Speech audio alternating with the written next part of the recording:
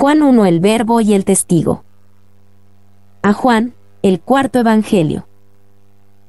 1. El Evangelio de Juan es la cuarta sección de lo que algunos llaman el Evangelio cuádruple, con 4 voces dando diferentes perspectivas sobre la vida de Jesús de Nazaret. Escritores cristianos tan primitivos como Origen, 185 a 254 AD, entendían que realmente no hay 4 evangelios, sino que hay un evangelio cuádruple. El Evangelio de Juan fue probablemente el último en ser escrito de los 4. Y fue escrito tomando en cuenta lo que los primeros 3 ya habían dicho. Esta es una razón por la que el relato de Juan de la vida de Jesús es en muchos sentidos diferente de Mateo, Marcos y Lucas.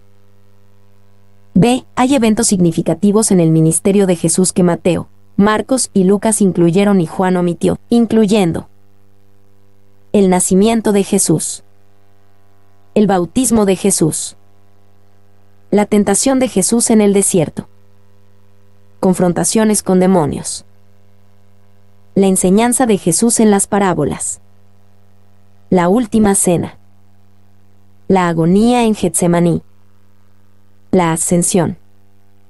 C. Los primeros 3 evangelios se centran en el ministerio de Jesús en Galilea.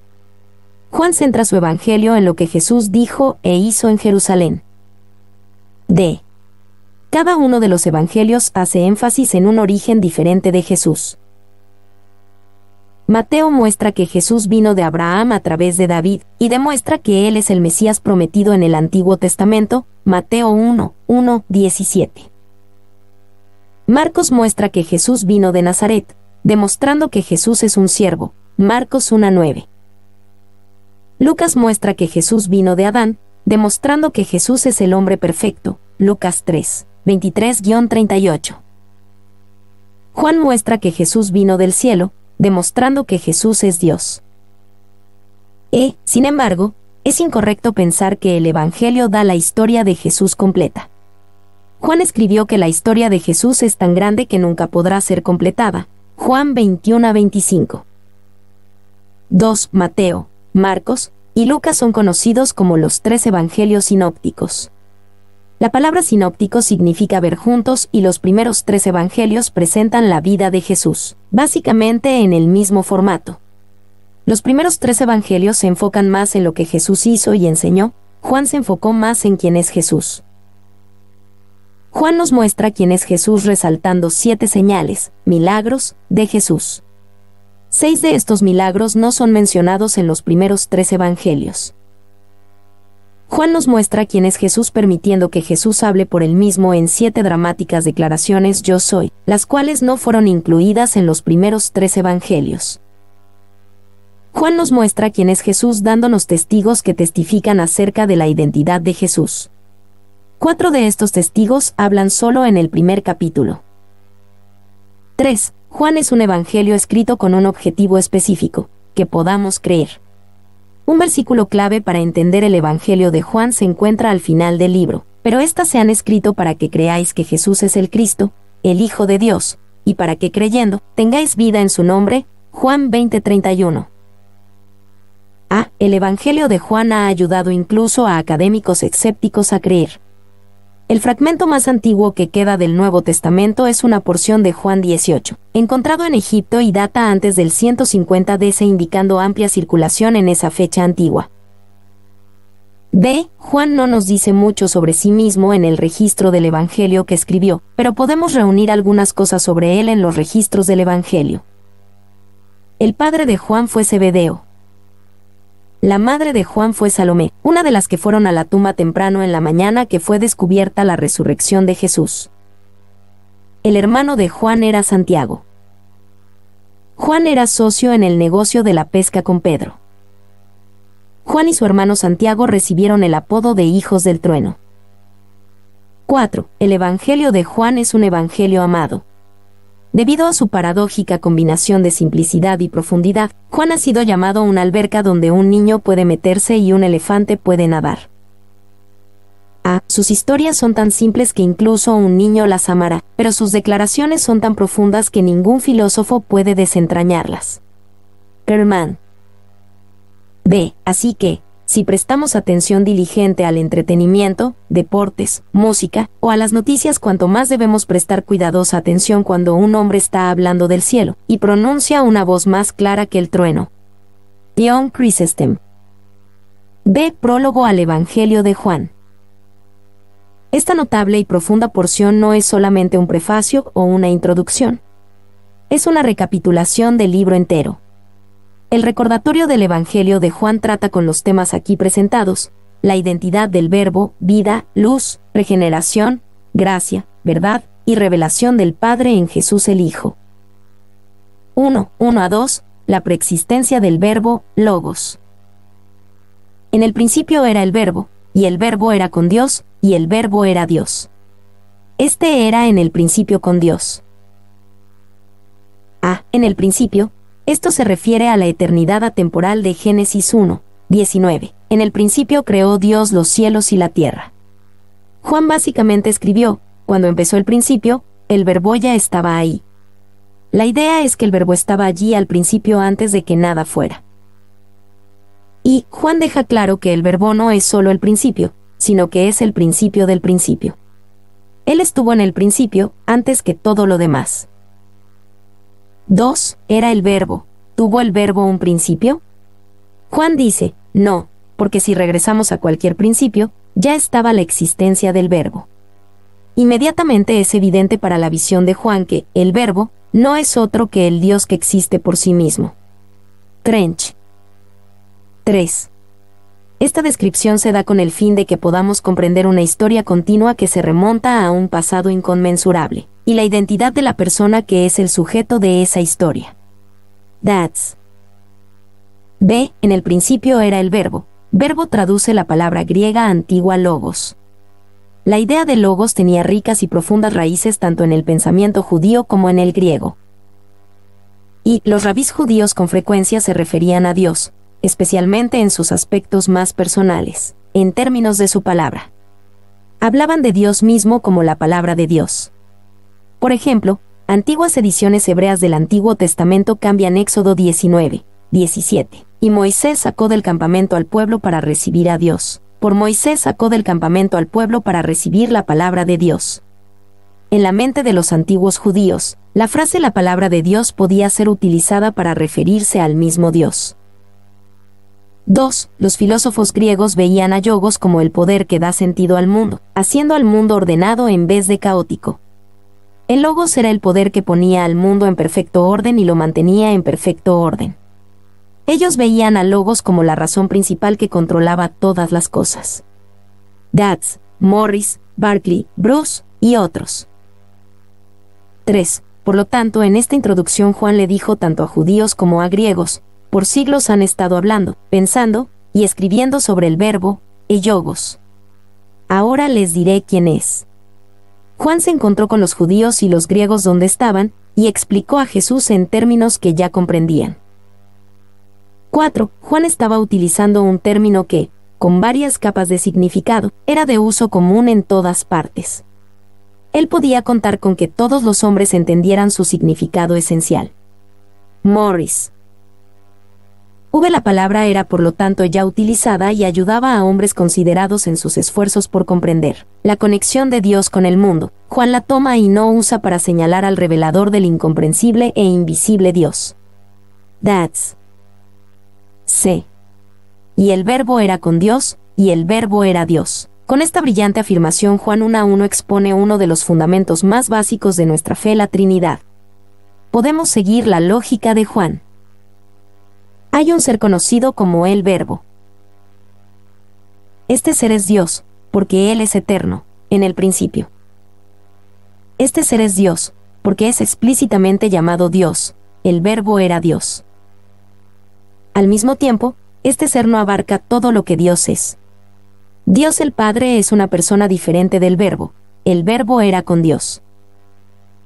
Y, así, el Padre y el Hijo es conocido aquí como el Verbo, son igualmente Dios, aunque distintos en su persona.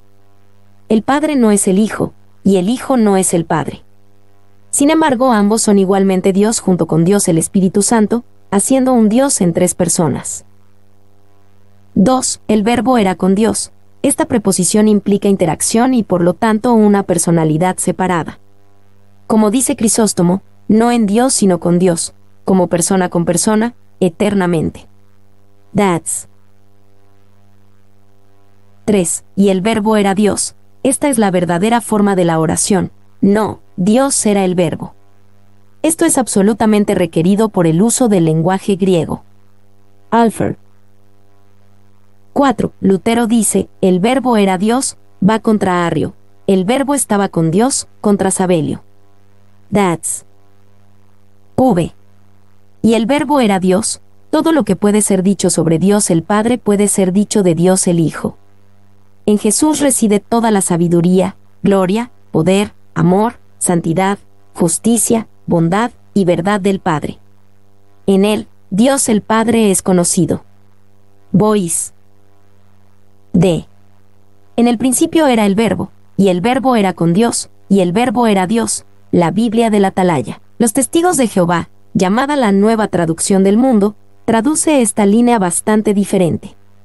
La traducción del Testigo de Jehová dice, en él, principio era el verbo, y el verbo era con Dios, y el verbo era un Dios.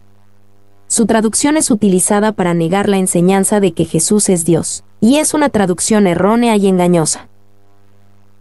Y la afirmación del Atalaya defendiendo su traducción de Juan 1:2 es que debido a que la segunda vez que se usa Dios en este pasaje, no aparece ningún artículo, está escrito Dios sino el Dios.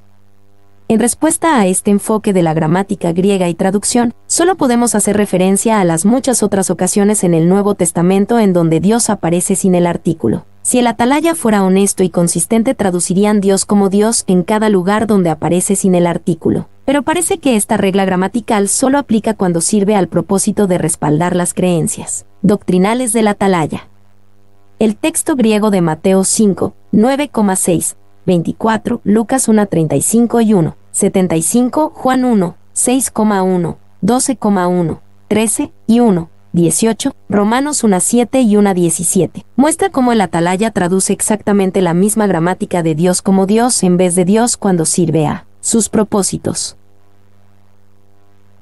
2. En el recurso principal que el Atalaya utiliza para establecer su afirmación, el reino interlineal. El Atalaya cita a dos autoridades griegas reconocidas para hacerlas parecer que están de acuerdo con su traducción, pero ambas fueron citadas erróneamente, y una de ellas, el Dr. Mantell, incluso ha escrito al Atalaya y demandó que su nombre fuera removido del libro. Otro académico a quien se refiere el Atalaya en su libro El Verbo, ¿quién es él? Según Juan, es Johannes Grieber. Grieber era en realidad un espiritista que practicaba el ocultismo y no un académico del griego bíblico. 3. Verdaderos académicos griegos no reconocen la traducción de los Testigos de Jehová de Juan 1:2. Una traducción sumamente engañosa. No es académico ni razonable traducir Juan 1:1, el verbo era un Dios.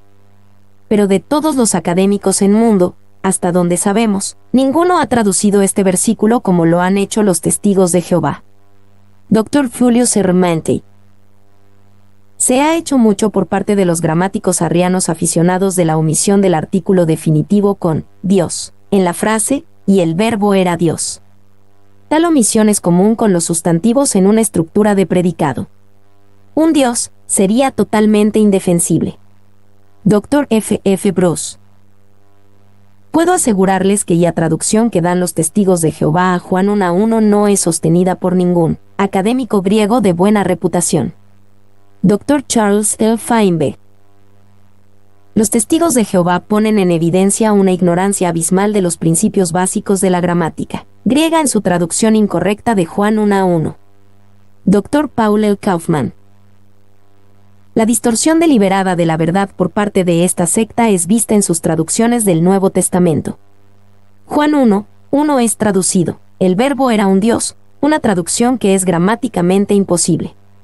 Está muy claro que una secta que puede traducir el Nuevo Testamento de esa manera es intelectualmente deshonesta. Dr. William Barclay. Este era en el principio con Dios. Esto una vez más establece el punto de que el Padre es distinto del Hijo, y el Hijo distinto del Padre. Son igualmente Dios, sin embargo son dos personas diferentes. 2. 3 a 5, la obra y la naturaleza del Verbo. Todas las cosas por él fueron hechas, y sin él nada de lo que ha sido hecho, fue hecho. En él estaba la vida, y la vida era la luz de los hombres. La luz en las tinieblas resplandece, y las tinieblas no prevalecieron contra ella. Todas las cosas por él fueron hechas, y sin él nada de lo que ha sido hecho, fue hecho. El Verbo creó todas las cosas que fueron creadas. Por lo tanto, él mismo es un ser no creado, como escribió el apóstol Pablo en Colosenses 1:16. Y, en Génesis 1:1, se dice que Dios creó todas las cosas. En este versículo, se dice que Cristo ha creado todas las cosas. El mismo Espíritu infalible habló a través de Moisés y a través de los evangelistas. Por lo tanto, Cristo y el Padre son uno. Clarke. B. En él estaba la vida. El Verbo es la fuente de toda la vida, no solo la vida biológica, sino el mismo principio de vida.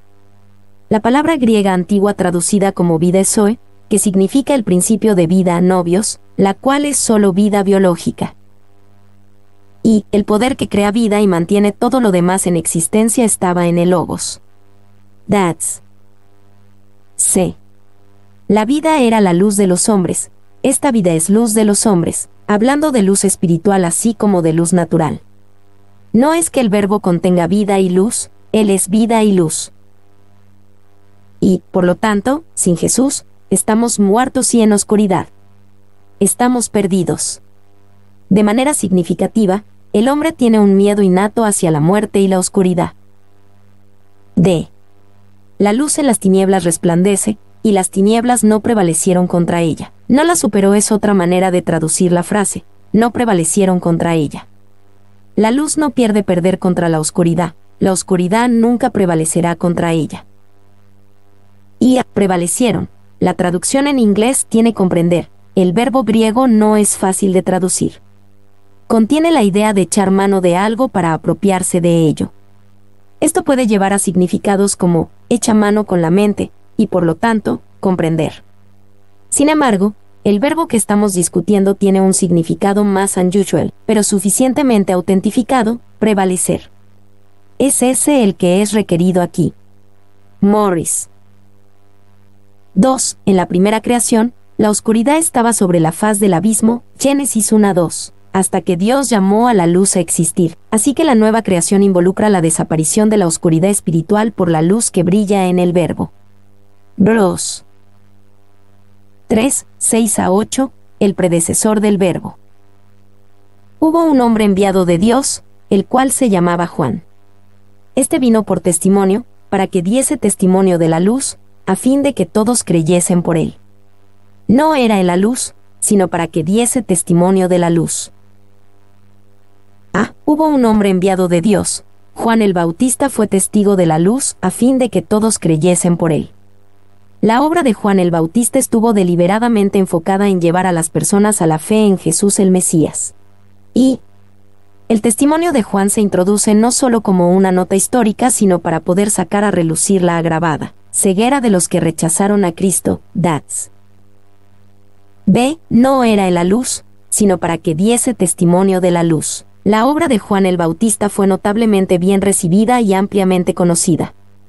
Fue importante para Juan el escritor del Evangelio dejar claro que Juan el Bautista no era la luz, sino que señalaba hacia y fue testigo de la luz.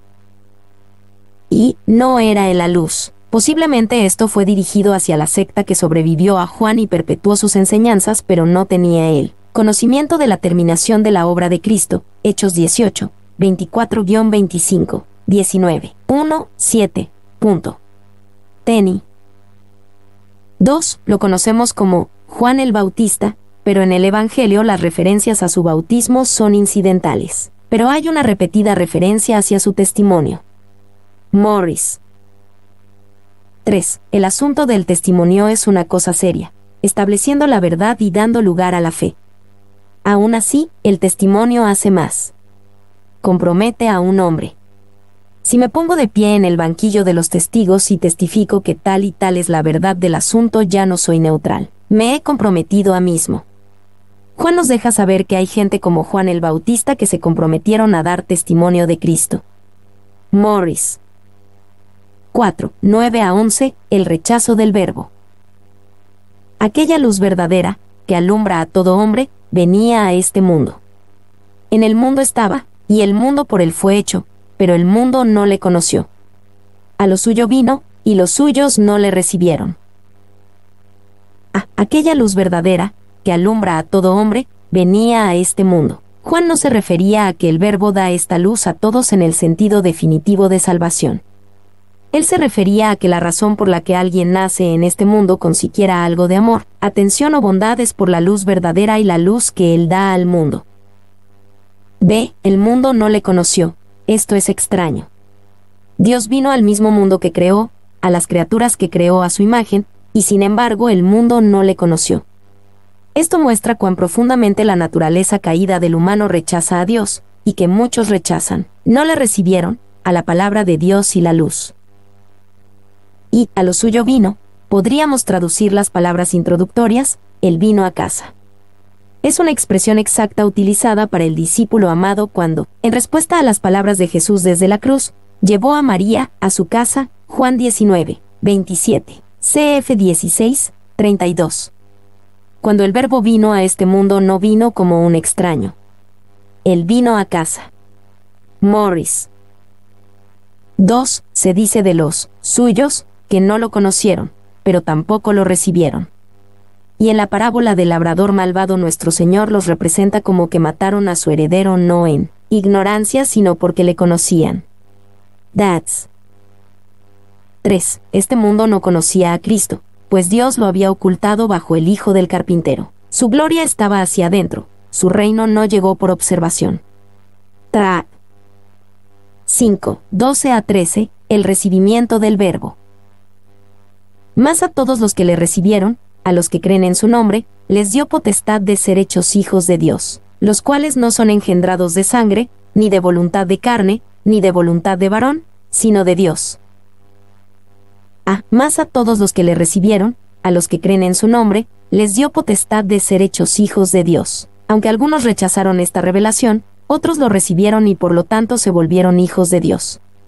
Se volvieron hijos de Dios a través de un nuevo nacimiento, por ser engendrados de Dios. Y el final de la historia no es la tragedia del rechazo, sino la gracia de la aceptación. Morris. 2. Más a todos los que le recibieron. La idea de recibir a Jesús es bíblicamente válida. Necesitamos aceptarlo y recibirlo en nosotros. Más a todos los que le recibieron solo es otra forma de decir a los que creen en su nombre. La fe es descrita como recibir a Jesús. Es la taza vacía colocada bajo la corriente que fluye, la mano pobre tendida por limosnas del cielo. Spurgeon. 3. Potestad de ser hechos hijos de Dios. La palabra hijos, tecna, es paralela a la escocesa Bairns, nacidos. Hace énfasis en el origen vital, es usada como una expresión de cariño, cf. Lucas 15:31. Los creyentes son los pequeñitos de Dios, emparentados con él por nacimiento. Tenny. B. No son engendrados de sangre, ni de voluntad de carne, ni de voluntad de varón, sino de Dios. Juan nos recuerda de la naturaleza del nacimiento. Los que lo recibieron son nacidos de Dios, no de esfuerzo o logro humano. Y son, no de sangres. El plural es curioso. El plural aquí podría señalar a la acción de ambos padres, o podría referirse a la sangre como conformada por muchas gotas. Morris.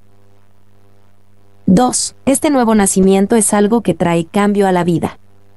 El hombre es como un reloj que cuenta con un nuevo resorte espiral, no solamente rostro y manos reparados, sino nueva maquinaria interna, con trabajos recién ajustados, los cuales actúan a un tiempo y una tonada diferente, y donde antes iba mal, ahora va bien, porque está bien por dentro. Spurgeon. 6:14. El Verbo fue hecho carne.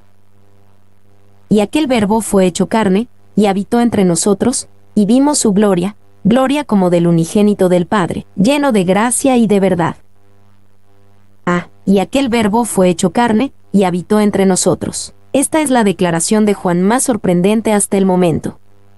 Habría sorprendido a los pensadores tanto en el mundo judío como en el griego el escuchar que aquel Verbo fue hecho carne.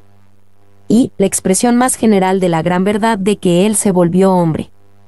Él se volvió eso, de lo cual está compuesto el cuerpo del hombre. La simplicidad de esta expresión es sin duda dirigida en contra del docetai del tiempo de los apóstoles, quienes mantenían que el Verbo solo tomó naturaleza humana en apariencia. Alford. 2. Los griegos en general tenían un concepto muy bajo de Dios. Para ellos Juan escribió, aquel Verbo fue hecho carne. Para las personas en la antigüedad, los dioses como Zeus y Hermes eran simplemente superhombres. No eran iguales al orden y a la razón de Logos. Juan le dijo a los pensadores griegos, el Logos que ustedes saben que creó y ordenó al universo fue hecho carne. 3. Los judíos tenían en general un concepto muy alto de Dios. Para ellos Juan escribió, y aquel Verbo fue hecho carne, y habitó entre nosotros.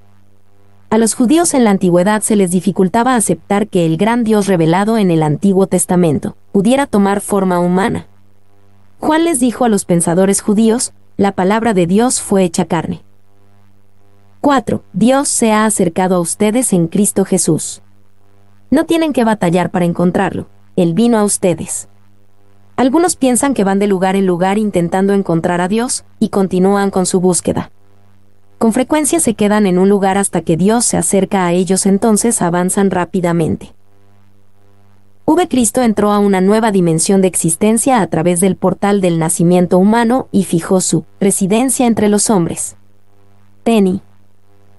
D. Agustín después dijo que en sus días precristianos había estudiado a los grandes filósofos paganos y había leído muchas cosas, pero que nunca había leído que el Verbo se volviera carne. Barclay. B. Y habitó entre nosotros. La idea detrás de esta frase es más literalmente, habitó como en una tienda entre nosotros. Por el sentido y el contexto, Juan conectó la llegada de Jesús a la humanidad con la venida de Dios y su morada con Israel en la tienda del tabernáculo. Se podría afirmar, y moró entre nosotros. Y moró entre nosotros. La naturaleza humana que tomó de la Virgen, siendo como el santuario, casa o templo, en la que su deidad inmaculada se dignó a morar. La palabra es probablemente una alusión a la Sejina divina en el templo judío. Clarke. 2. Correctamente el verbo significa montar una tienda, punto. Morris, la asociación en la mente de Juan era, con el tabernáculo divino en el desierto, cuando Jehová montaba su tienda entre las movedizas tiendas de su pueblo. That's. 3. El tabernáculo era muchas cosas que Jesús es entre su pueblo. El centro del campo israelita. El lugar donde se preservaba la ley de Moisés. El lugar donde Dios habitaba. El lugar de revelación. El lugar donde se hacían los sacrificios. El centro de adoración de Israel. 4. Si Dios ha venido a morar entre los hombres por el Verbo hecho carne, montemos nuestras tiendas a su alrededor, de este tabernáculo central. No nos dejen vivir como si Dios estuviera a un largo camino de distancia. Spurgeon. El Sejiná significa el que mora, y es la palabra utilizada para la presencia visible de Dios entre los hombres. Barclay. C. Y vimos su gloria. Juan testificó de esto como un testigo, incluso como lo hizo Juan el Bautista. Juan podía decir, yo vi su gloria, la gloria que le pertenece al unigénito del Padre. Y la palabra original traducida como vimos es más fuerte que las palabras vimos o miramos. Juan nos dice que él y los otros discípulos cuidadosamente estudiaron la gloria del Verbo hecho carne. 2. El verbo, vimos, es invariablemente utilizado en Juan, como, lo que es más, en todo el Nuevo Testamento, como ver con los ojos corporales. No se utiliza para las visiones. Juan está hablando de la gloria que fue vista en el literal y físico Jesús de Nazaret. Morris. D. Lleno de gracia y de verdad. La gloria de Jesús no era principalmente una descarga de adrenalina y ciertamente no era algo secundario. Estaba llena de gracia y de verdad. Y, amados, noten aquí que ambas cualidades en nuestro Señor están a su plenitud. Él es, lleno de gracia. ¿Quién podría serlo más? En la persona de Jesucristo la gracia inconmensurable de Dios es atesorada. Spurgeon. 2. Estas dos ideas deberían permanecer en nuestra mente y dirigir nuestras vidas. Dios es gracia y verdad. no una sin la otra. No la otra separada de la una. En su gobierno no puede haber una disminución de los sencillos y severos estándares de la verdad, y no hay desviación del propósito y la pasión de la gracia. Morgan. 7. 15 a 18, dando testimonio del nuevo orden de Dios. Juan dio testimonio de él, y clamó diciendo, Este es de quien yo decía, el que viene después de mí, es antes de mí, porque era primero que yo. Porque de su plenitud tomamos todos, y gracia sobre gracia. Pues la ley por medio de Moisés fue dada, pero la gracia y la verdad vinieron por medio de Jesucristo. A Dios nadie le vio jamás, el unigénito Hijo, que está en el seno del Padre, Él le ha dado a conocer. El que viene después de mí, es antes de mí, porque era primero que yo. El testimonio de Juan el Bautista estaba arraigado en su comprensión de la preexistencia de Jesús. Él sabía que Jesús era antes de él en todos los sentidos.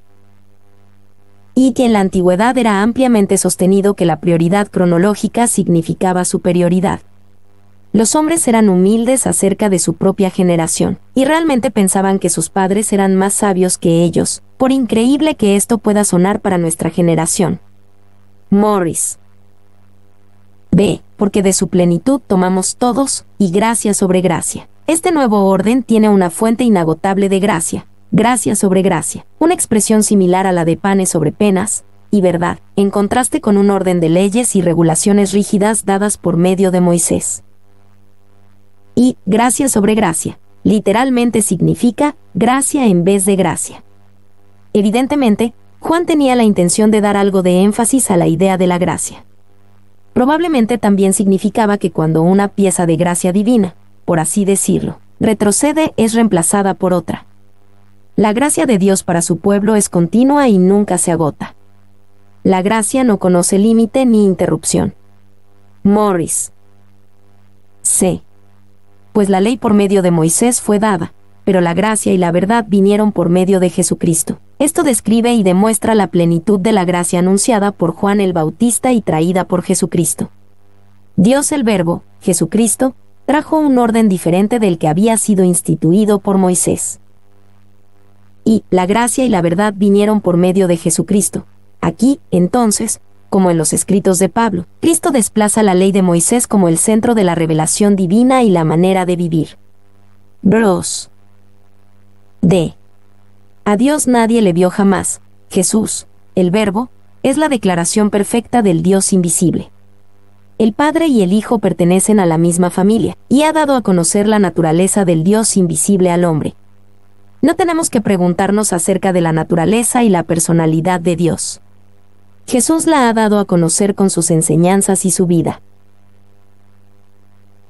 Y el sustantivo Dios, sien, no tiene artículo en el texto griego, lo que indica que el autor está presentando a Dios en su naturaleza de ser más que como una persona.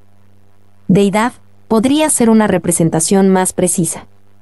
El significado es que ningún humano ha visto nunca la esencia de la deidad. Teni.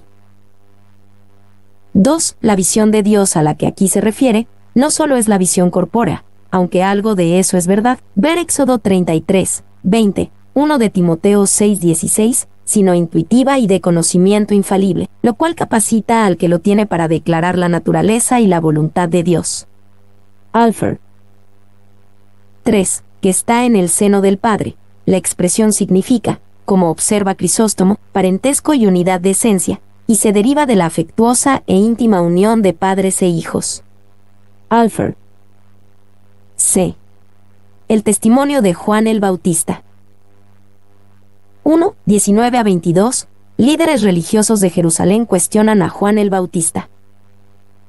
Este es el testimonio de Juan, cuando los judíos enviaron de Jerusalén sacerdotes y levitas para que le preguntasen, ¿tú, quién eres? Confesó, y no negó, sino confesó, yo no soy el Cristo. Y le preguntaron, ¿qué pues? ¿Eres tú Elías? Dijo, no soy. ¿Eres tú el profeta? Y respondió, no. Le dijeron, pues ¿quién eres? Para que demos respuesta a los que nos enviaron. ¿Qué dices de ti mismo? Este es el testimonio de Juan. Ya hemos aprendido que Juan el Bautista vino como testigo. Juan 1:7 y 1:15. Ahora nos enteramos de cuál era su testimonio acerca de Jesús. Y los judíos. Aquí por primera vez nos encontramos con el uso del término los judíos en este evangelio para denotar no al pueblo en su conjunto, sino a un grupo en particular aquí, el establecimiento religioso en Jerusalén. Bros. 2. De esta manera los padres del ciego de nacimiento ciertamente eran miembros de la nación judía, pero se menciona que temían a los judíos, Juan 9:22. Morris. B. Yo no soy el Cristo. Con énfasis, Juan le dijo a los líderes judíos quién no era él. Él no vino a atraer la atención a sí mismo, pues no era el Mesías. Su trabajo era señalar al Mesías. Y Juan rechazó completamente la afirmación, pero la rechazó con algunas pistas. En el griego la palabra yo es resaltada por su posición.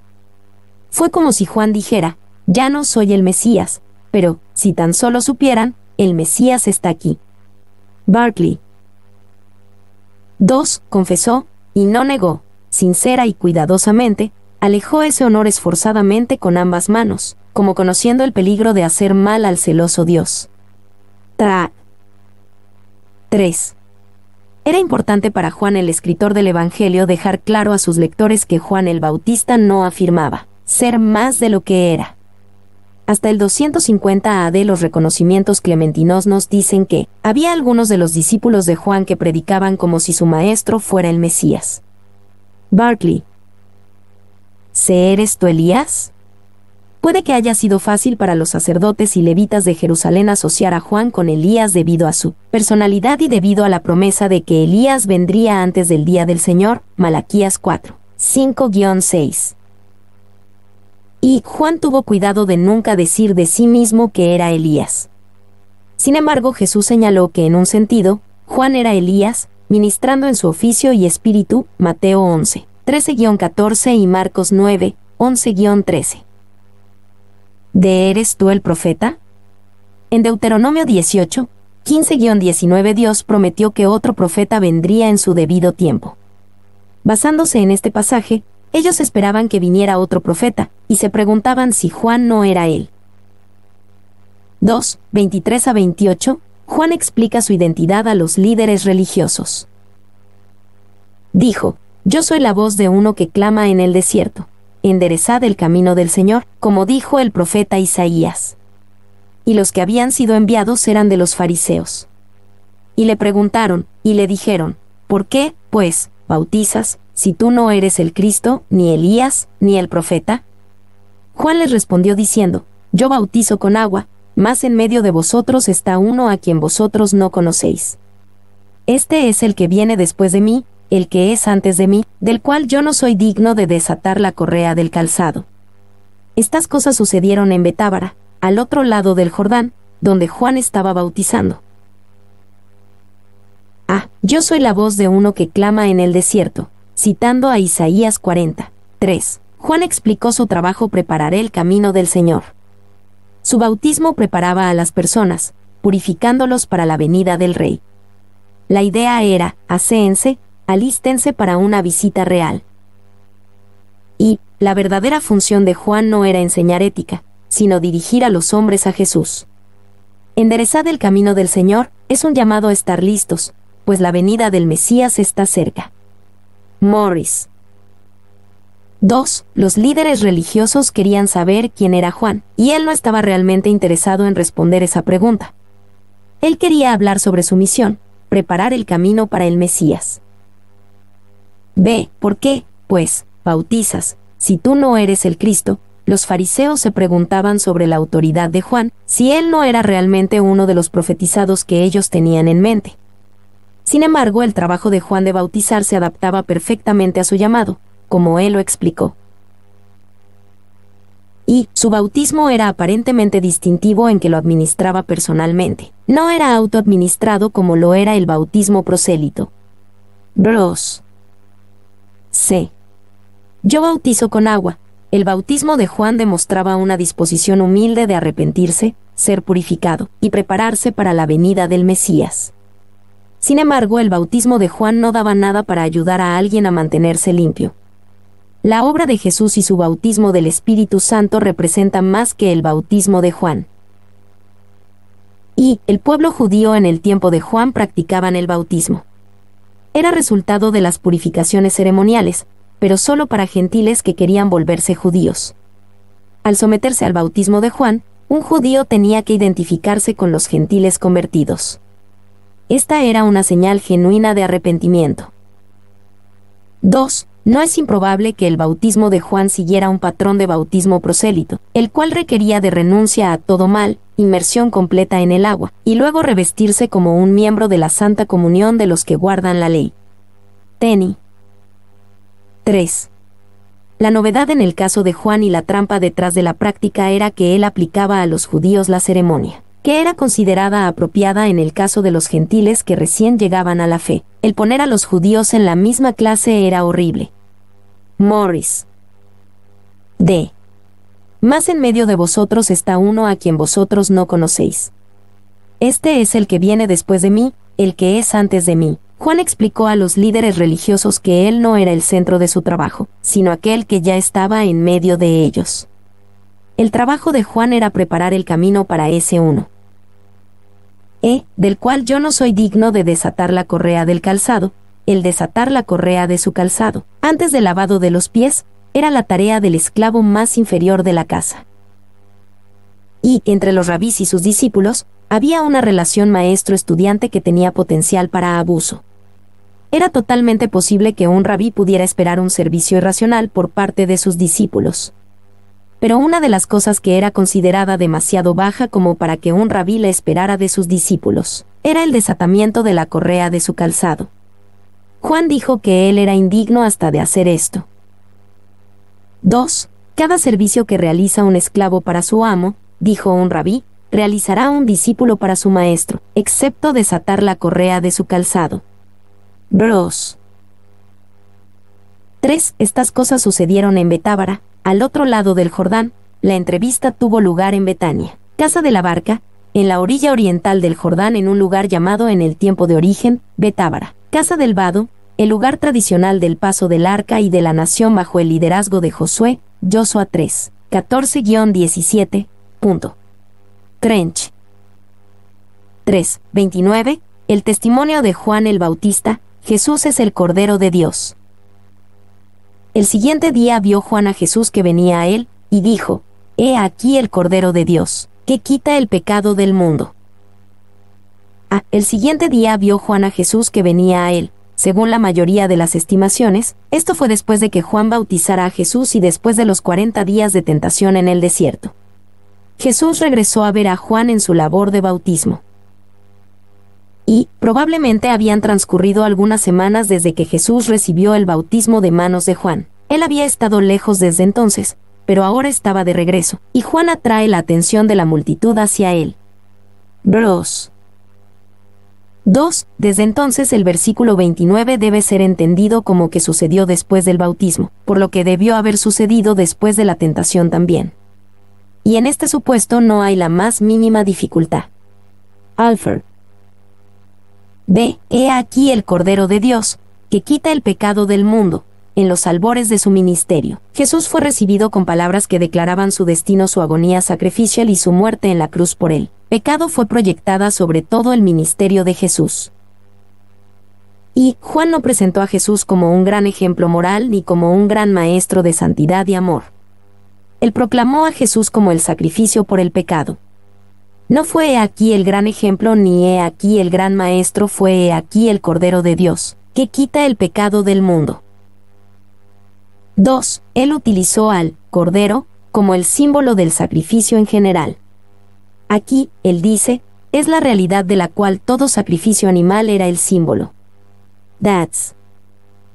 C. He aquí el Cordero de Dios, que quita el pecado del mundo. En esta frase, Juan el Bautista resume la obra más grande de Jesús: lidiar con el problema del pecado que aflige a la raza humana. Cada palabra de esta frase es importante. Y, he aquí, Juan dijo esto cuando vio a Jesús que venía a él. Como predicador, Juan primero vio él mismo a Jesús y luego le dijo a todos sus oyentes que lo vieran. 2. El Cordero de Dios. Juan usó la imagen del Cordero de sacrificio, representada muchas veces en el Antiguo Testamento. Jesús es el cumplimiento perfecto de cada vez que esa imagen fue mostrada. Él es el Cordero inmolado antes de la fundación del mundo. Él es el animal sacrificado en el jardín de Edén para cubrir la desnudez de los primeros pecadores. Él es el Cordero que el mismo Dios le proveería a Abraham como sustituto de Isaac. Él es el Cordero de Pascua para Israel. Él es el Cordero para el sacrificio por la culpa en los sacrificios levíticos. Él es el Cordero de Isaías para el matadero, listo para ser esquilado. Cada uno de estos corderos cumplió su rol en la muerte. Esto fue un anuncio de que Jesús había de morir, y como sacrificio por el pecado del mundo. 3. Que quita. El sentido del original combina las palabras llevar y quitar. Jesús lleva el pecado, pero en el sentido de llevarlo sobre sí mismo y quitarlos. El verbo, quitar, transmite la idea de llevar. Morris. Juan no dice, los pecados, como la letanía, siguiendo una traducción imperfecta, le hace decir. Sino que dice, el pecado del mundo, como si toda la concentración de transgresión humana estuviera unida, en un paquete negro y unido, y puesto sobre los impávidos hombros de este mejor Atlas que puede llevarlo todo, y quitarlo. McLaren.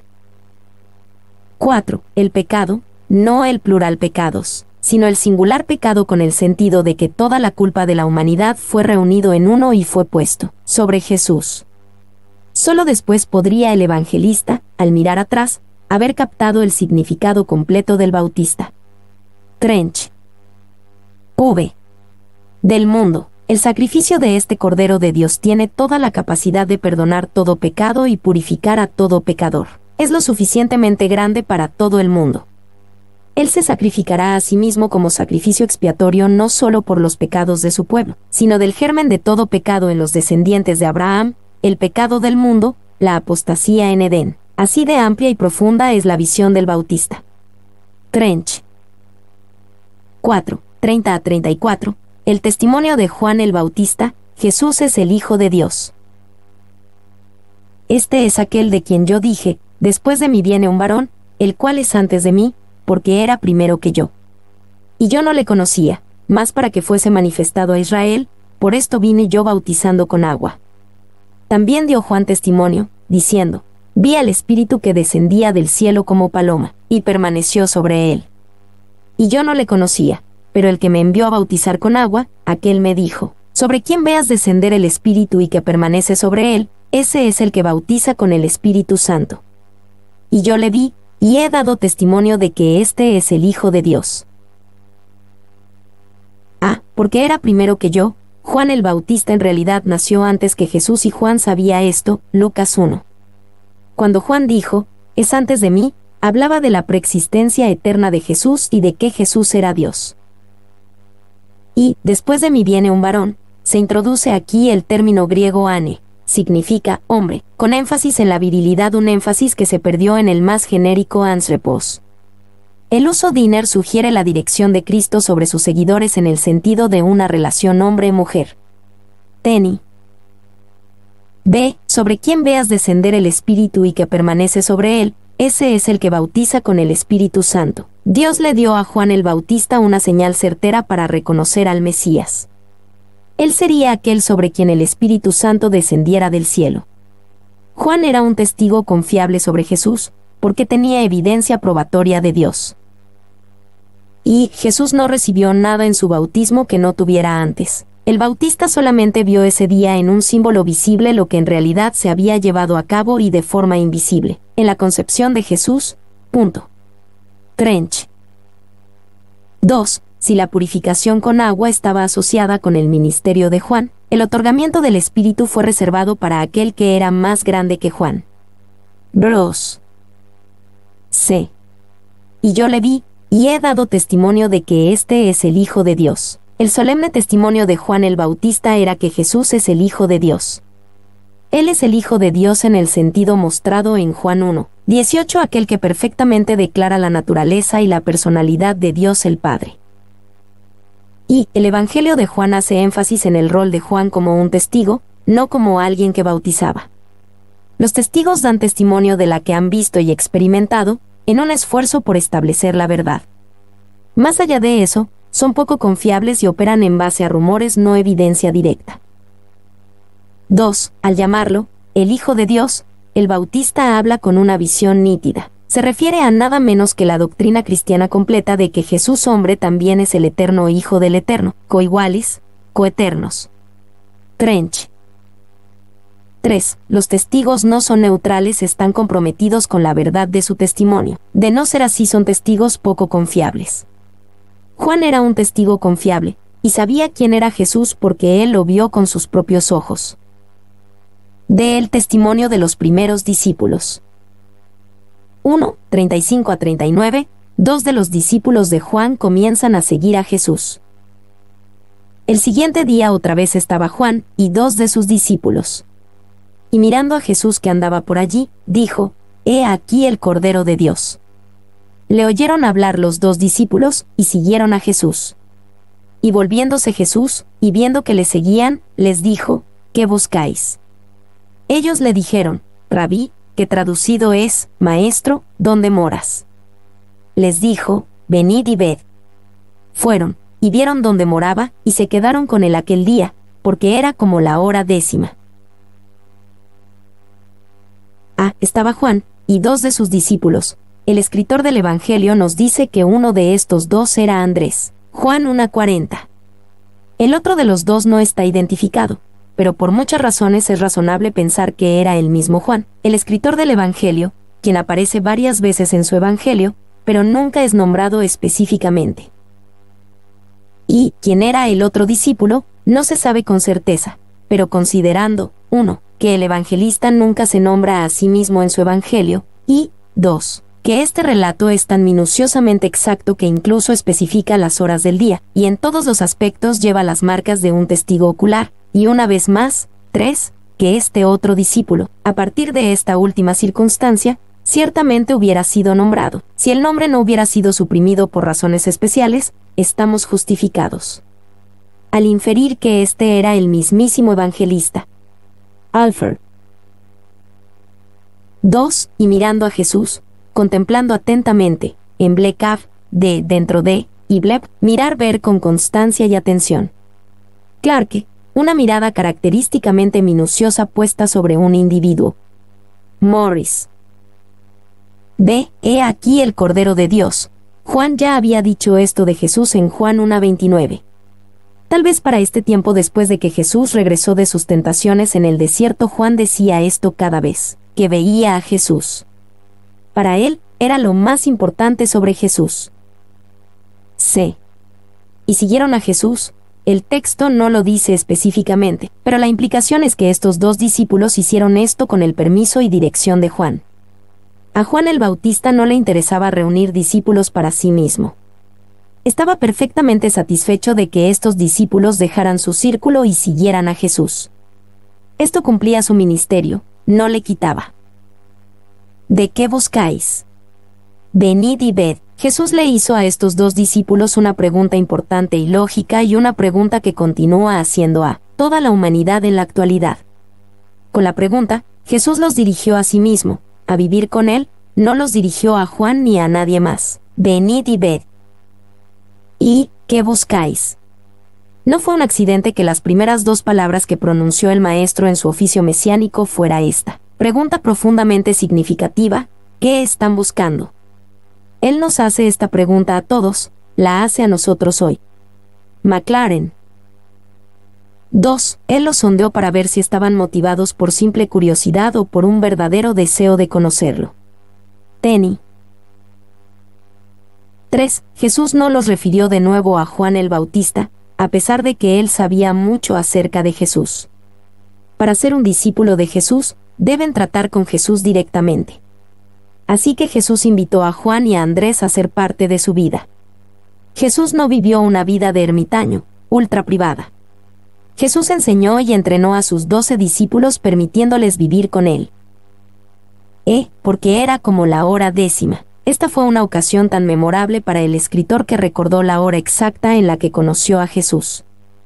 Esta es una pista sutil de que uno de los dos discípulos que vinieron a Jesús era el mismo apóstol Juan. 2. 40-42. Andrés trae a su hermano, Simón Pedro, a Jesús. Andrés, hermano de Simón Pedro, era uno de los dos que habían oído a Juan y habían seguido a Jesús. Este halló primero a su hermano Simón y le dijo: «Hemos hallado al Mesías», que traducido es el Cristo. Y le trajo a Jesús. Y mirándole Jesús, dijo: «Tú eres Simón, hijo de Jonás, tú serás llamado Cefas», que quiere decir Pedro. Este halló primero a su hermano. Andrés conoció a Jesús, y luego quiso que su hermano Simón Pedro conociera a Jesús. Cada vez que Andrés es mencionado en el Evangelio de Juan, está trayendo a alguien a Jesús, también en Juan 6:8 y 12:22. Y, a través de los siglos, así es como la mayoría de la gente ha llegado a la fe en Jesucristo. Un Pedro tiene un Andrés que lo presenta a Jesús. Esto es natural, porque es la naturaleza de la experiencia cristiana que los que disfrutan de la experiencia desean compartir esta experiencia con otros. 2. Andrés encuentra en primer lugar a su propio hermano Simón, lo que implica que el hermano del otro de los dos también fue encontrado y llevado al mismo lugar y en el mismo día. Trench. B. Hemos hallado al Mesías. Esto fue un simple pero grande testimonio. Andrés sabía que Jesús era el Mesías, el tan esperado Salvador de Israel y del mundo. C. Tú serás llamado Cefas. Al darle a Simón un nuevo nombre, Cefas o Pedro, que significa piedra, Jesús le dijo al hermano de Andrés en qué tipo de hombre sería transformado. Antes de que Jesús terminara con Pedro, él sería una piedra de estabilidad para Jesucristo. 3. 43-44. Jesús llama a Felipe a seguirlo. El siguiente día quiso Jesús ir a Galilea, y halló a Felipe, y le dijo: «Sígueme». Y Felipe era de Betsaida, la ciudad de Andrés y Pedro. Y halló a Felipe, y le dijo: «Sígueme». Si solo tuviéramos el Evangelio de Juan, podríamos pensar que esta era la primera vez que Jesús se había encontrado con estos hombres de Galilea. Los otros evangelios nos informan que Jesús ya había conocido a muchos de ellos antes. Sin embargo, esta fue su invitación formal para Felipe. B. Sígueme. No hubo nada dramático registrado sobre el llamado de Felipe. Jesús simplemente le dijo: «Sígueme», y Felipe lo hizo. Y el verbo, seguir, sería usado aquí en su sentido total de seguir como discípulo. El tiempo presente tiene una fuerza continua siguiendo, punto. Morris. 2. Betsaida significa casa del pescador o pueblo del pescador. Se encontraba a corta distancia al este del punto donde el Jordán entra al lago de Galilea. Bros. 4. 45-51. Natanael vence su prejuicio para seguir a Jesús. Felipe halló a Natanael y le dijo: «Hemos hallado a aquel de quien escribió Moisés en la ley, así como los profetas, a Jesús, el hijo de José, de Nazaret». Natanael le dijo: «¿De Nazaret puede salir algo de bueno?». Le dijo Felipe: «Ven y ve». Cuando Jesús vio a Natanael que se le acercaba, dijo de él: «He aquí un verdadero israelita, en quien no hay engaño». Le dijo Natanael: «¿De dónde me conoces?». Respondió Jesús y le dijo: «Antes que Felipe te llamara, cuando estabas debajo de la higuera, te vi». Respondió Natanael y le dijo: «Rabí, tú eres el Hijo de Dios, tú eres el Rey de Israel». Respondió Jesús y le dijo: «Porque te dije, te vi debajo de la higuera, ¿crees? Cosas mayores que estas verás». Y le dijo: de cierto os digo, de aquí adelante veréis el cielo abierto, y a los ángeles de Dios que suben y descienden sobre el Hijo del Hombre. Aquel de quien escribió Moisés en la ley, así como los profetas. Este era el testimonio de Felipe como testigo de Jesucristo. Él declaró que Jesús era el Mesías y el Salvador predicho en el Antiguo Testamento. Y que en la actualidad se entiende generalmente que Natanael es la misma persona que Bartolomé, uno de los 12. Natanael siendo el nombre personal, Bartolomé, hijo de Tolmai, el patronímico. Trench. B. De Nazaret puede salir algo de bueno. Natanael respondió al anuncio de Felipe con prejuicio. Al escuchar que Jesús era de Nazaret, Natanael pensó que no tenía más razones para pensar que él podía ser el Mesías o alguien importante. C. Ven y ve. En vez de discutir contra el prejuicio de Natanael, Felipe simplemente lo invitó a conocer a Jesús por sí mismo. D. He aquí un verdadero israelita, en quien no hay engaño. Jesús le dio un cumplido maravilloso. El sentido es que no había nada engañoso en Natanael. No tenía máscara. Y, engaño, esta última palabra es usada por los escritores griegos de la antigüedad como una carnada, para captura de peces. De ahí que llegue a significar cualquier astuto ardid para engañar o atrapar, tiene por lo tanto la noción de engaño o maña. Es utilizada en la Biblia para calificar a Jacob antes de su cambio de corazón. Génesis 27:35, lo cual es el punto de la traducción de Temple, un israelita en quien no hay Jacob, Morris. 2. Él es un verdadero israelita, un tipo de hombre pronunciado, bendecido, por el salmista, el hombre, en cuyo espíritu no hay engaño, Salmos 32:2. Tasker. Cuando estabas debajo de la higuera, te vi. Es posible que a Natanael le gustara orar y meditar en Dios y su palabra bajo la sombra de una higuera. Sin embargo, debajo de la higuera era una frase que los rabís utilizaban para describir la mediación en las Escrituras. Podemos asumir que Natanael pasaba tiempo en oración y meditando las Escrituras, y Jesús le dijo: te vi ahí. Y se dice del rabí Jase en el Tracto Bereshit que él y sus discípulos tenían el hábito de estudiar bajo una higuera. Trench. 2. Tal vez era un lugar donde Natanael se había sentado a meditar recientemente y recibió alguna impresión espiritual. Es imposible estar seguros. Ciertamente el follaje de la higuera la hacía adecuada para sentarse debajo de ella en el calor del día. Bros. F. Tú eres el Hijo de Dios. Tú eres el Rey de Israel. Este era el testimonio de Natanael acerca de Jesús. Hijo de Dios describía la relación única de Jesús con Dios el Padre, y Rey de Israel describía su estatus como Mesías y Rey. Y Hijo de Dios, aquí, como allá. El artículo es importante. Indica que la expresión debe ser entendida como cargando un contenido completo, no mínimo. Aquí había alguien que no podía ser descrito en términos humanos ordinarios. Morris. G. Cosas mayores que estas verás. Natanael estaba sorprendido por lo que ya había visto en Jesús, pero Jesús le dijo que había más, mucho más que ver cosas mayores que estas. Y la promesa de ver cosas mayores que estas, continua para el creyente. ¿Han conocido a Cristo como el Verbo? Él es más, tanto espíritu como vida. ¿Se ha vuelto carne? Usted lo verá glorificado con la gloria que tenía antes de los mundos. ¿Lo han conocido como el Alfa antes de todo? También es Omega. ¿Han conocido a Juan? Conocerán a alguien mucho más grande. ¿Conocen el bautismo por agua? Ustedes serán bautizados por fuego. ¿Ha visto usted al Cordero en la cruz? Lo verán sentado en su trono. Mater. H. De aquí adelante veréis el cielo abierto, y a los ángeles de Dios que suben y descienden sobre el Hijo del Hombre. Jesús le prometió a Natanael una señal más grande de la que había visto antes, incluso ver el cielo abierto. Y el anuncio de Jesús de los ángeles de Dios que suben y descienden sobre el Hijo del Hombre probablemente conecta con el sueño de Jacob en Génesis 28:12, donde Jacob vio una escalera de la tierra al cielo, y los ángeles ascendían y descendían sobre ella. Jesús dijo que Él era la escalera, el enlace entre el cielo y la tierra. Cuando Natanael llegara a entender que Jesús es el mediador entre Dios y el hombre, sería una señal aún más grande. Cosas mayores que estas verás.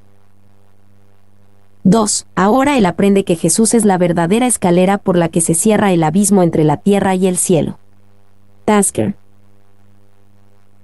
3. Esta parece una referencia bastante oscura, pero fue extremadamente significativa para Natanael. Posiblemente era la misma porción de la escritura sobre la que estaba meditando bajo la higuera.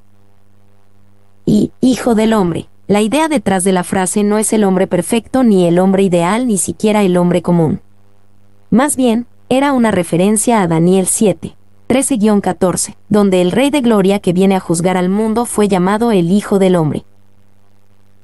Y Jesús utilizó este título con frecuencia porque en su tiempo era un título mesiánico libre de sentimiento político y nacionalista. Cuando una persona judía escuchaba Rey o Cristo a menudo pensaban en un salvador político o militar. Jesús hizo énfasis en otro término, llamándose con frecuencia a sí mismo el Hijo del Hombre.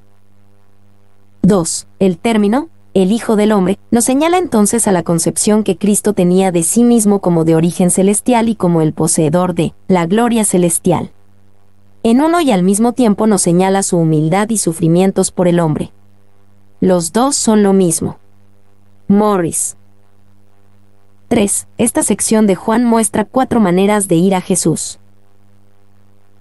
Andrés fue a Jesús por la predicación de Juan. Pedro fue a Jesús por el testimonio de su hermano. Felipe fue a Jesús como resultado de un llamado directo de Jesús.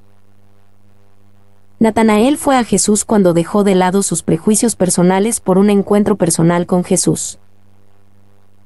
4. Esta sección nos muestra 4 diferentes testigos testificando por la identidad de Jesús. ¿Cuánto más testimonio se necesita?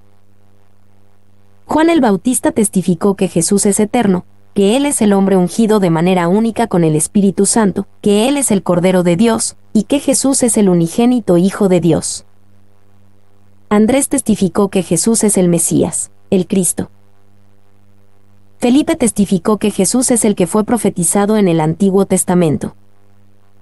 Natanael testificó que Jesús es el Hijo de Dios y Rey de Israel. Mi nombre es Demim. Soy tu asistente personal. Mi sitio en internet es demim.es.tl